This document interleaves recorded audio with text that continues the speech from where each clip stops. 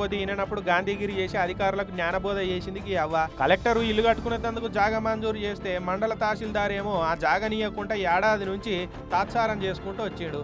నాకు సర్కారు మంజూరు చేసిన జాగని ఇచ్చేదాకా ఇగో తహసీల్దార్ ఆఫీస్ ముంగట్నే గుడి చేసుకొని ఉంటా అని తహసీల్ ఆఫీస్ ముంగట పాదులు తీసింది ఇట్లా.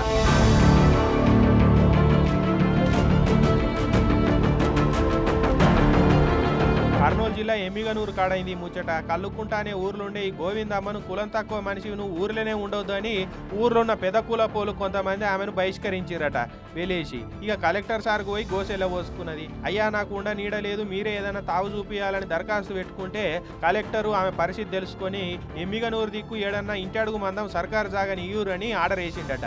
కలెక్టర్ సార్ వరం ఇస్తే తహసీల్దార్ ఆఫీసు వాళ్ళు ఆ వరం బారకుండా చేసిరు. కవర్ పట్టుకొని తిరుగుతూనే ఉన్నాను. ఇల్లు రండి వాళ్ళు రండి అనుకంట వీళ్ళు కూడా వచ్చారు, వీళ్ళు అడుగుతున్నారు చేస్తామని వీళ్ళు కూడా చెప్తారు. ఎవరు చేసింది ఏం లేదు నాకు.